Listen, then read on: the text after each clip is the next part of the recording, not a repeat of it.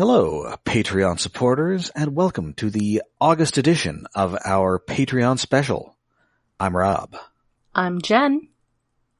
And I'm David. And once more, we are Kemono enemies. We're having a Kemono war. That's right. Welcome to Japari Park. This is actually kind of a Kemono war episode. So it is. This is the Beast Wars. Yep.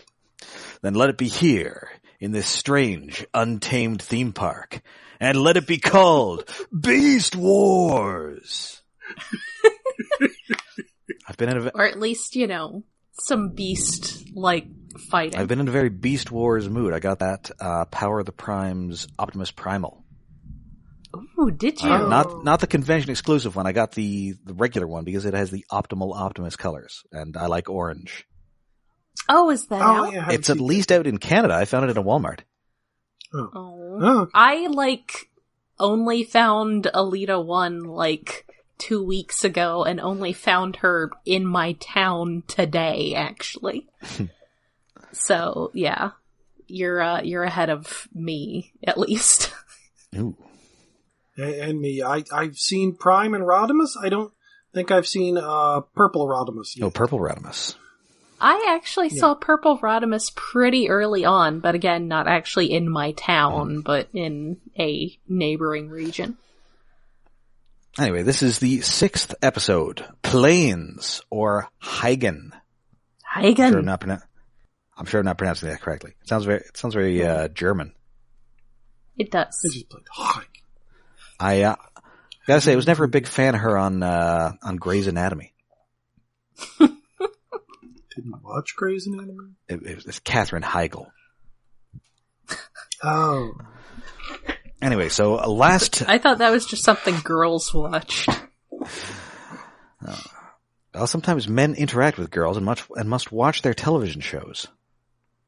Oh. It's fascinating. I'll have to take notes. It's a trade-off. I watch Grey's Anatomy. They watch BattleBots. That's fair. That's fair. Anyway, last time on Kemono Friends, Serval, Caban, and the gang helped 2 lesbians move in together. Yep. Yay, one of whom was a literal beaver. Yes.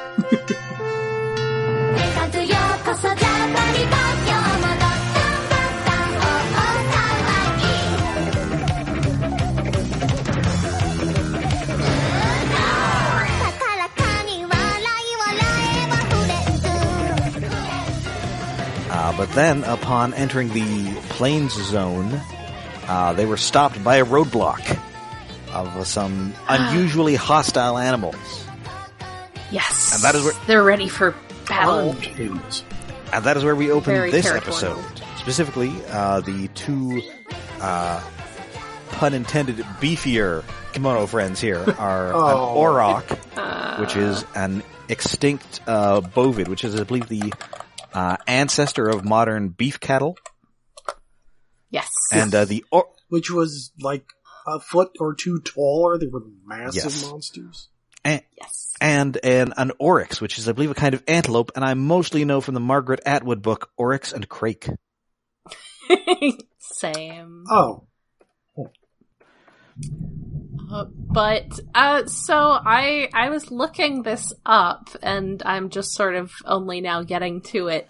And we'll come to this sort of concern again later, but did female aurochs have horns? I am not sure.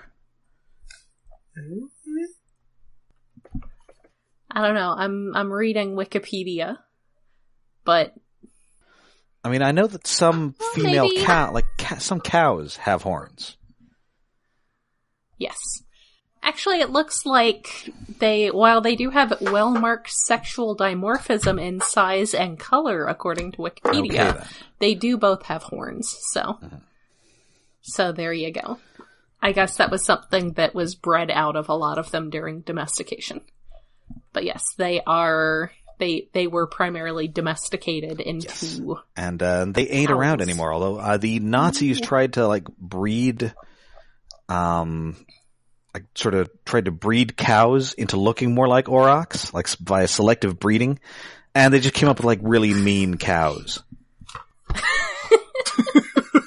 That's fair. I mean, that's kind of accurate, yeah. Though, actually, they were around until relatively recently, as far as extinction events go. They were really only, I believe, extinct in the last couple centuries. Oh, wow. But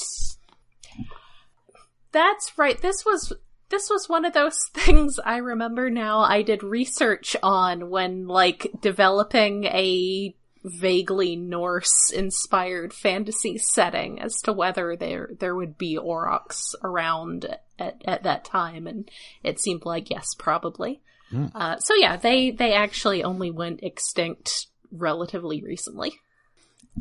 Anyway, so these friends are no friends of mine because they kind of take them out of their Tudor mobile. They leave Lucky Beast to watch over the thing, and they take him to their leader, the lion.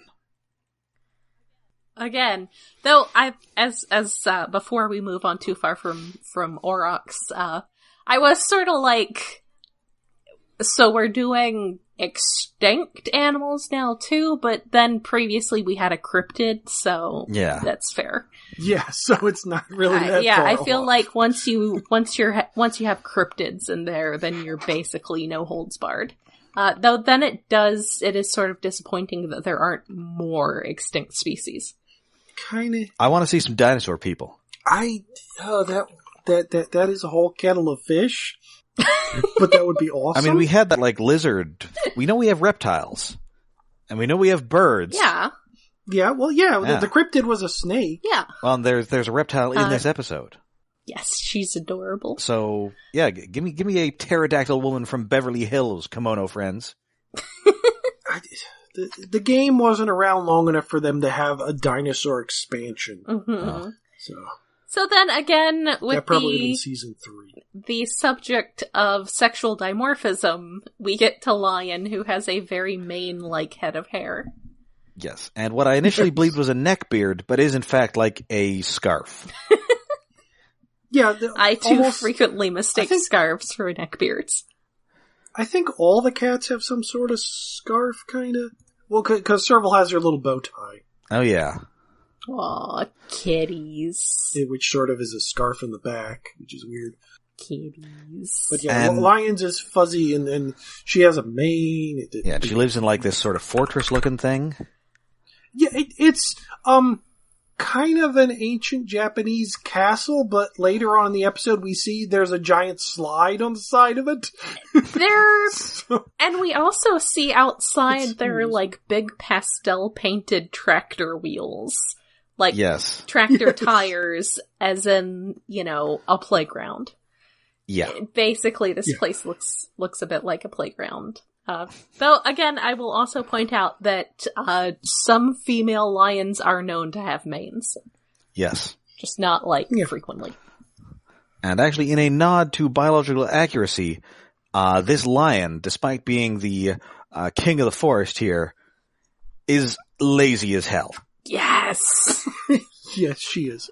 She puts on a big face she actually has a different voice when she's talking to her underlings than when she's talking to Serval and Kaban alone. Yes. Like she goes from a deep commanding being voice like Batman. Yeah. Yes! Yeah, and as soon as her underlings peace out, she turns into Jeffrey Lebowski. Yes. Well, she turns into a cat. Dude. Yes. And then so yes, let's continue. So we'll get to that. So she and her forces are engaged in a long-running war with the forces of Siberian moose. Yes. But, as Lion points out, the moose loses every time, and Lion is just not into it at all. No, she wants to throw it. She says she wants to throw it because it's like she doesn't want to deal with it, but Moose always uses these really bad tactics, and so her Lion's followers just end up winning before Lion even gets involved, and she's sick of it. And they don't even She just wants to be lazy. And they don't even actually fight. Just everybody wears like a little balloon on their head or belt or something, and if you pop it, you're dead. That's what happens later in the episode. The fighting is that some of them have sticks and swords, like the Aurochs and the Oryx have like their antlers on a staff. Yes. And just Moose's forces just go single file straight into everybody on Lion's side, and they just get tired and smacked around by the time they get there. Yes. There's no So tactic basically Moose just keeps throwing her forces directly into the maw of Lion's forces, and then they fail, and have failed 51 times now. And it's... But... As We they're discussing this is the best part, is as Lion is explaining this, she and Serval are, like, doing cat things. Like, they just scratching the wall and pushing a ball back and forth. Yes. Yeah, they just start tearing apart the room. Going back a bit to before her Lion's henchmen left, and Serval and Caban were scared shitless of Lion because of her deep voice and glowing eyes in this castle. And Caban says, if you're going to eat one of us, eat me first. Or eat me. Yes. It's like, they developed their relationship. Yes. From don't eat me to eat me instead of her. Aww. It was very cute. Anyway, I mean, it's a real kind of like fake war situation, and if they aren't careful, this is going to end up like that Star Trek episode where like they have computers decide the outcomes of wars, and you just have to like they come up with a list of people to disintegrate. It's a taste of Armageddon. As you do. It's very weird. It's a pretty good one. Well, because like there's two violent ox on one side and there's a moose on the other. Somebody's going to get an antler and an eye at some point. Yes, and I believe here the moose is described as hot-blooded, which has a specific connotation in anime, I believe. Mm-hmm. Yes, it does. It does not just mean that she has that you got a temperature of 103.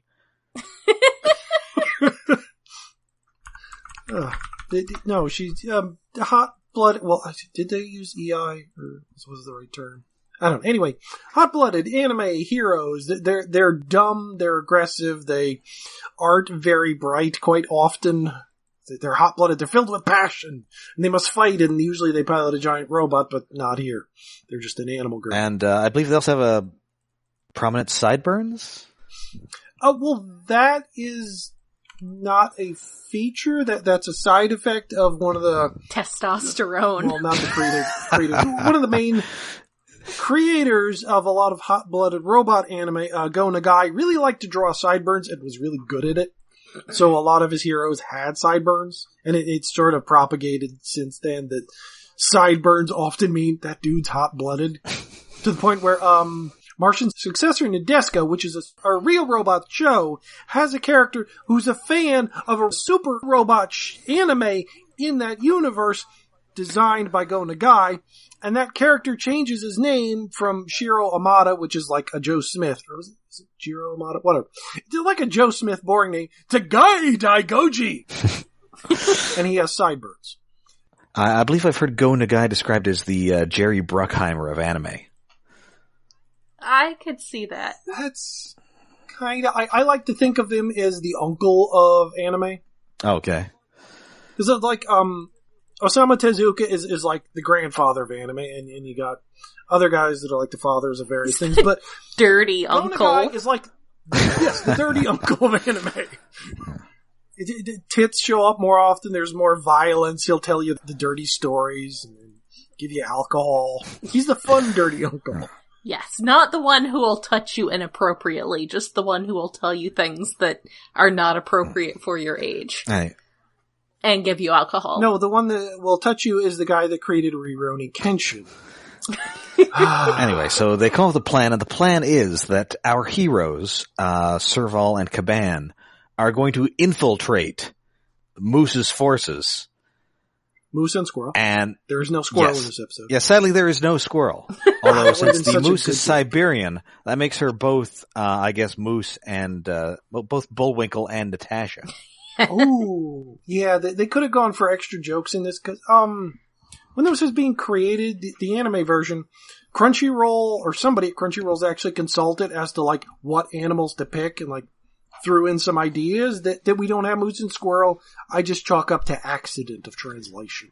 Huh. I mean, I assume that, like, Rocky and Bullwinkle is probably not a thing in Japan. Yeah, I don't know how popular. I mean, maybe J. Ward cartoons are popular. Like, Bob Ross is super popular in Japan currently because, like, his stuff is on regularly right now. But, like, so I don't even try to guess what is popular and well-known in Japan.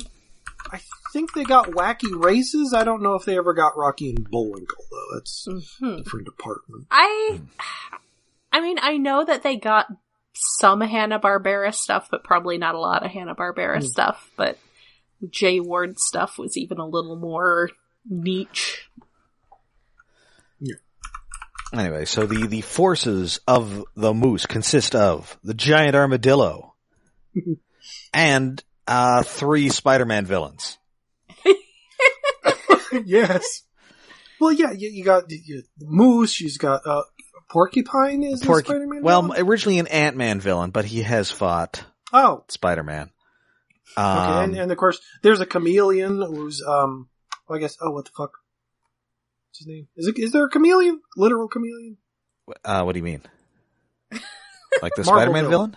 Oh, yeah. He was, in fact, in Amazing Spider-Man #1. He's got, like, a white mask, and he disguises himself as other people. Oh! All right, that guy. I forgot that was actually his name. Wow, that's a really boring name for that. Well, he's like a... Yeah, well, it's a good character. It's just, it's a name that doesn't... It could be more. And, of course... I mean, a lot of Spider-Man villains could be more inventive. And we have the Rhino! And, yes, Paul Giamatti as the Rhino.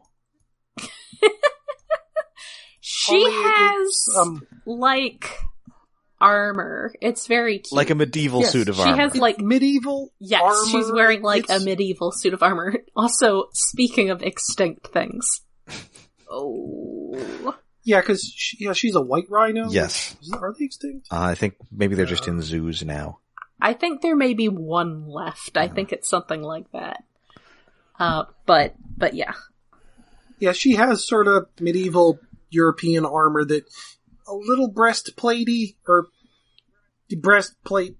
And no pants under it. So and she's just got like bright red panties. So yeah, like her armor's not that horrible as far as fantasy women's armor, but it's missing a few bits. Oh yes, and of course the again, Moose, our new friend Siberian Moose, has antlers which are not known for female mooses. Specifically, even Siberian mooses. The females do not have antlers. Jen, as a Canadian, I must correct you. The plural of moose is meese. Okay. Seriously? No, it's not. Meese. It's just moose. One moose, two moose. Yeah. 4 moose, goose. Yeah, just like Anyway, so yeah, Kaban's idea to replace the war they're at is to use the little balls as, we'll smack the ball, you pop the ball, instead of poking somebody's eye out with an antler. Anyway, and in addition to having antlers, Moose also has, is this a giant beard? Or what is that? It's like a big fluffy, like a boa. Not like a snake. This is a piece of women's or often effeminate men's clothing that's like a big feathery scarf thing. And maybe not feathery in this case. It can be furry. And we also have the final member of her forces, Shoe Bill, which is a super ugly bird. Look it up. It's like it's got a rotten banana for a beak. I wouldn't say it's ugly, but it is terrifying. Yes.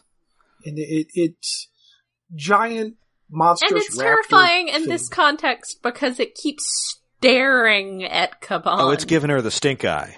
Yes. Yeah, because, oh, sorry. Even before this anime, Shoebill, like, the animal was sort of popular in Japan. Because it just looks weird. I guess they have a bunch in some zoo somewhere in Japan. But she became like a fan favorite character just because she stares in the show.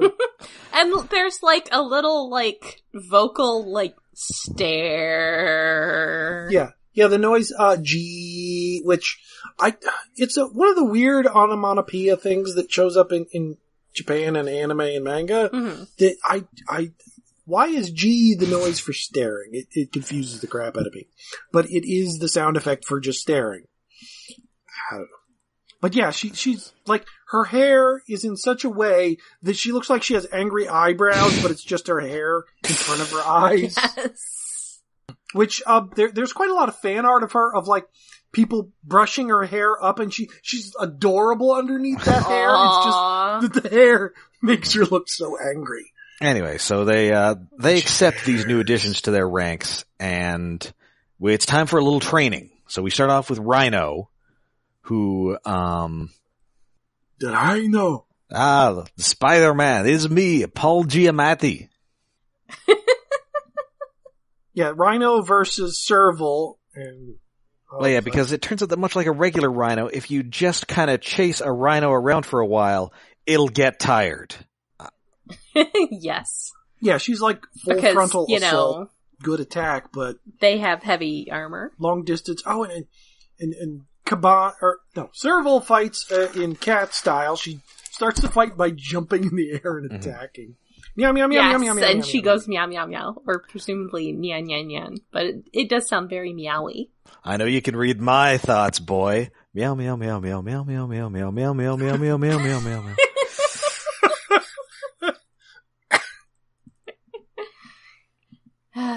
Yeah. Kaban is sort of surprised that she's been drafted into the army. Yes. It's like, wait, what? And we have to fight these other guys? Oh no. And so Serval's in the middle of the fight. I don't even have any cool animal powers. I just have this hat. Yeah, well, she uses her power It's a in good hat, though. this entire thing by to come up with schemes in the fights, but because she's the genius, the general, or the Yes. what do you call it? Major Domo? No, something. Anyway, Serval's about But to again, be gored. that's sort of the thing that she doesn't like understand that this is a special thing. Mm-hmm.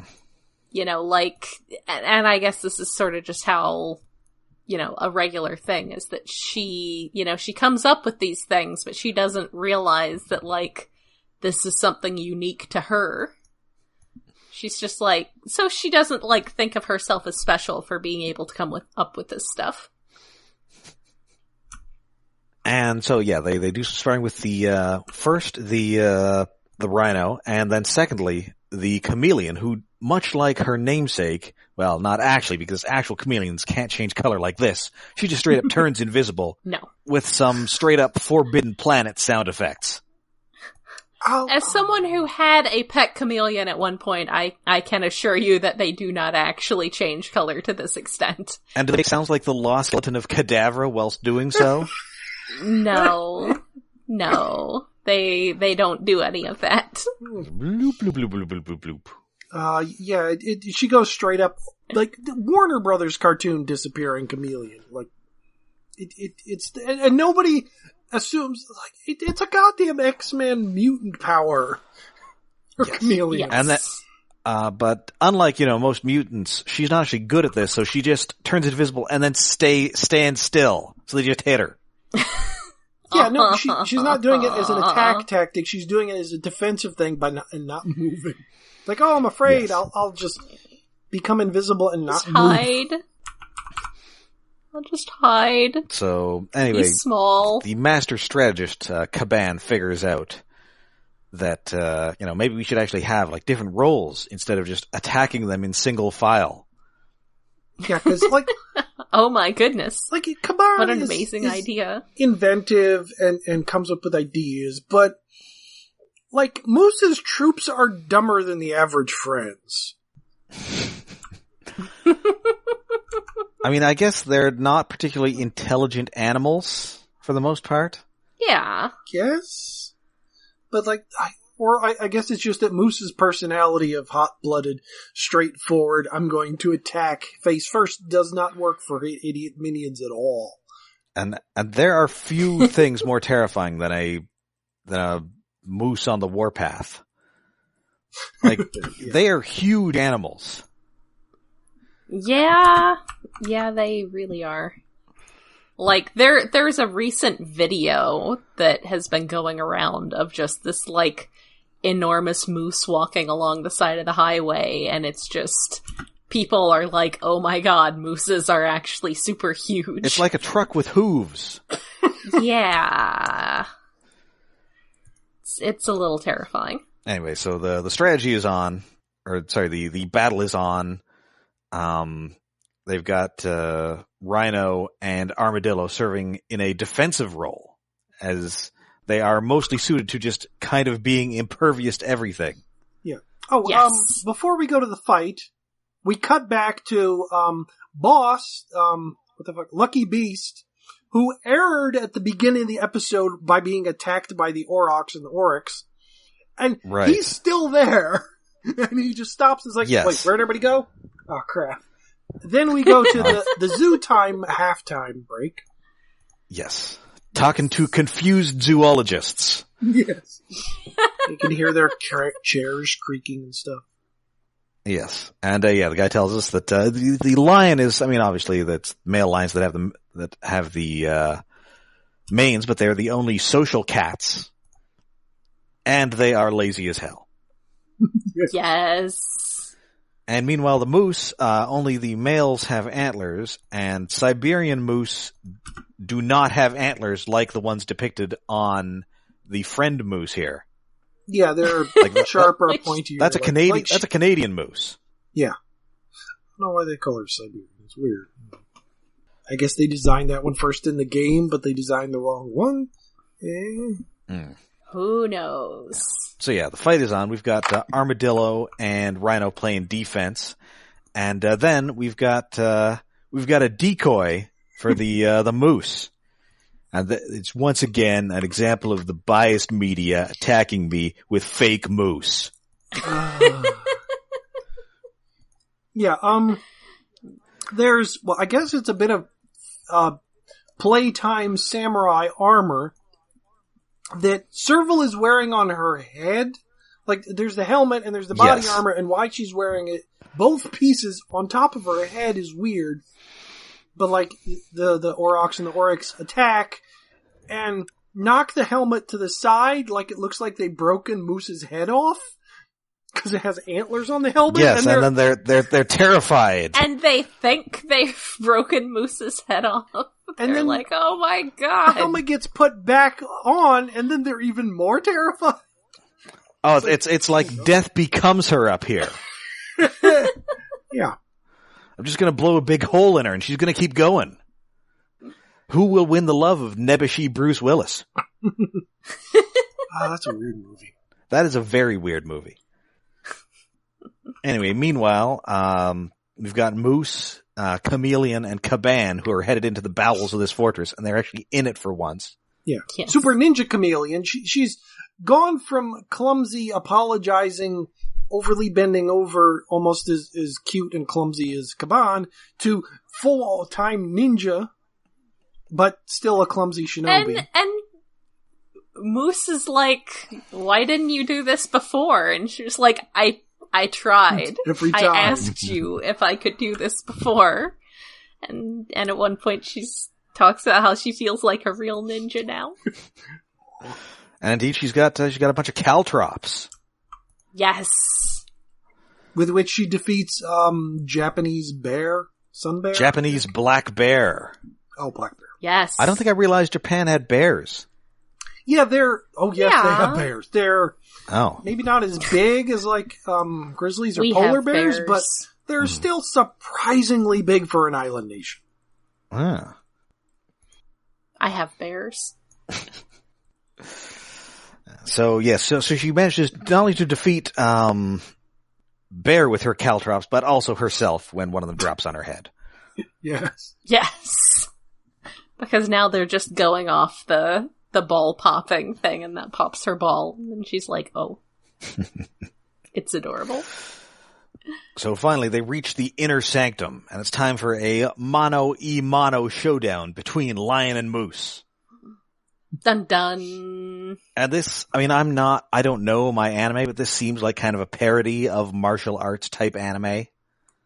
Oh yeah, this is a serious Not even parody. martial arts anime as like martial arts movies. Yes. Oh, right, samurai movies. Yeah. The anime's just taking it from samurai movies. The classic two people with swords stand off against each other in different sword styles, different poses. They go attack. One swipe, well, there's a little bit more of a fight, but it ends with one swipe, and both of them are posed on the opposite ends. And then usually it's like they stand there like one person goes to a knee, and then the second person just gouts of blood and fall over, depending upon the type of samurai movie and the quality you see of like blood. somebody's head slide off. Yes. So, an interesting side note, for the Transformers people out there, this was also how the big fight between Starsaber and Deathsaurus at the end of the Victory anime ended. Oh, yeah. With that kind of fight. Where they do the thing with the swords, and then there's the moment where everything is still, and yeah. So it's like a thing. Yeah. And as any good sword fight ends, it's a draw. They pop both of their balloons. Yes. But Moose is just happy that she got to fight Lion. Yeah. Well, yeah, because the entire thing was Lion wanted Moose to win, but when Moose actually got to her face to face, Lion actually put up a fight. Like, she didn't just roll over. She went all out. She's like, actually, I want to fight. This is fun. Yeah. And so afterwards, they decide that, they're gonna keep doing this, but, it's not going to be as hostile as it was before, because Moose kind of got that lion fighting out of her system. Yes. Yeah. And they just kind of stand around chatting. One of them invents kicking. Well, yeah, like, they ask Kaban, it's Kicking like, a ball specifically. we want to do this again. Maybe we should do it a little different. And then Kaban suggests, kick it. So Kaban reinvents soccer. Yes. I'm just thinking of this, I was just thinking of that Ricky Gervais movie, remake of it as The Invention of Kicking. For years, all we've been doing is just punching each other, but then I realized I also have these legs. Yeah. And, that is our episode. We, continue on, but there's a post-credit scene. Of course. Before the post-credit scene, Shoebill finally actually stays up. She's still staring at Kaban, and Shoebill comes over, it's like, why are you staring at us? And Shoebill says, are you a human? Cut the credits. Dun dun dun. Then we come back with the post-credit scene of the adventures of our little rocket raccoon. Yes. And Fennec. I love Fennecs. And also that weird Dinobot looking thing from a couple episodes ago. Yes, the Tsuchinko. Yeah, the Tsuchinoko. Yes. Tsuchinoko. And the Saiyan Cat, who's just, wow, this stuff was in my tunnel, I did not know. This is interesting. She's I'm so bored now. cute. Yes, I'm bored. And also there are our penguin pals again who tell us the next episode we're going to explore diabetes with owls. What? There are things involved. Yes, we finally get to meet the professor. They go to the library. Yes. Is it the High Evolutionary? No, damn, you got your hopes up for that. But Are you sure? Are you sure it's not the High Evolutionary? I mean, I'm always hoping for the High Evolutionary. Every Marvel movie I go to, I'm hoping post-credit scene, is it going to be the High Evolutionary this time? Going to see some cat people? Cat people and We can that see stupid a cow person? pink outfit with handles on his head or something. He looks kind of like a neon Cyberman. Anyway, but another thing at the end of this episode, common raccoon, our Iacon, has a second feather. Dun, dun, dun. Dun, Which dun. is a thing? Like, Kaban has the feather on her hat. Which she says will allow her to control Lucky Beast. Yes. Oh. Also, Fennec continues to be adorable because she's a Fennec Fox, and Fennec Foxes are the best. Yeah, because raccoon's worn out because it's hot because they just went through a desert. But Fennec's like, no, I'm fine. The heat dissipates out of my ears. I'm cool.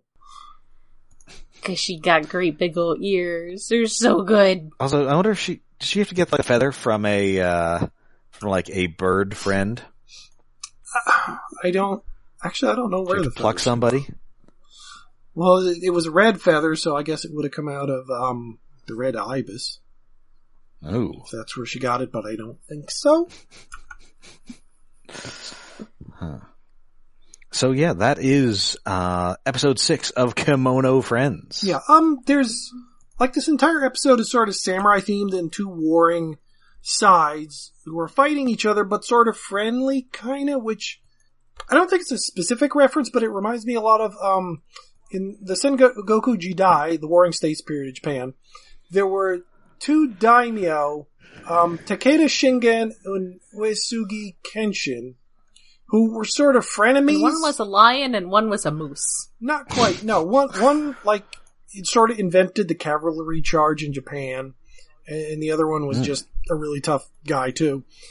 But, they're, in media, they're often depicted as like frenemies, like they fight each other, but they kind of like each other because, historically, at one point, I forget which one of them, one of the clans was getting salt from another third party, but that third party shut them down because they didn't have salt.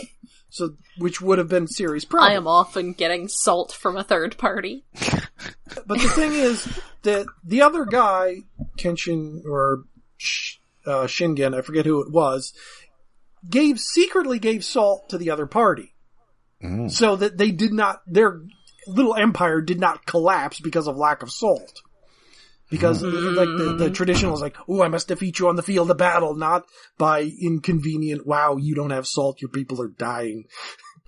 Because of desalination? Salt. I don't know how salt kills you. No, well, because you can't preserve your food properly. Oh, yeah, that makes sense. It's important to help you preserve your food, so, I mean, you can get by without it, but you're much more likely to have people dying of food poisoning. Yeah, so... And is it... Oh, I was just about to ask if Shingen is that Shingen? Yes. Is that a fairly common Japanese name, or is that where Chris Claremont got the name for the Wolverine villain? Well, I'm guessing the names of most clans, like those are big names, Shingen, Kenshin, Nobunaga, Ieyasu and stuff. They're reasonably big names. Although, there's a thing, because I was rewatching a Shingoku Jidai thing on Extra History recently, and apparently they would change their names every once in a while. Like, they would crush another kingdom and merge it with theirs, and it's like, okay, now we're the what's-his-futs. They just change their name as they change rank. So, but yeah, Shingen, it's a name. It exists. Maybe Claremont was, like, purposely referencing him, probably, because Claremont likes Japan. Okay, just because Lord Shinjin, he's the father of the Silver Samurai. Oh, Shinjin, not Shingen. I guess I heard wrong. Okay. Shingen. Shingen. Yes. Oh, why'd you say Shingen? I mean, Chris Claremont did generally do his research. Do you pronounce it GIF too? It's GIF. I do not pronounce it GIF. Hard G.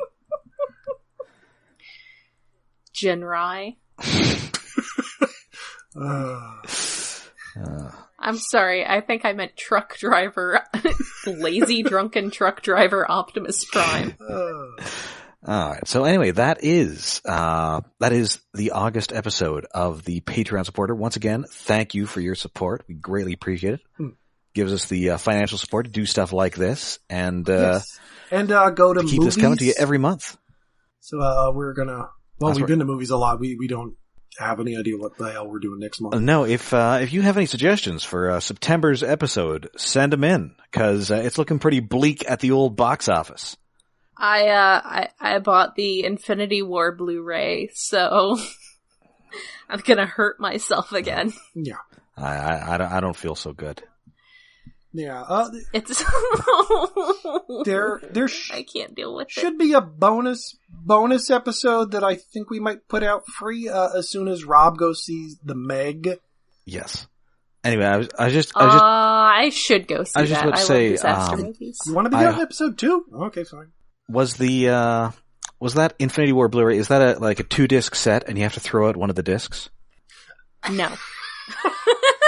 No, it should be a 2-disc set. It should be like space for 2 discs, only comes with one. Oh. It's just one and a bunch of dust. Okay, as soon as I actually buy that DVD, because I wanted to get steel case or something, or maybe wait for the really expensive big, what's this, third wave, whatever the crap it's called thing. I think I'll put like a little baggie with some glitter in the disc. Your DVD collection is now perfectly balanced, as all things should be.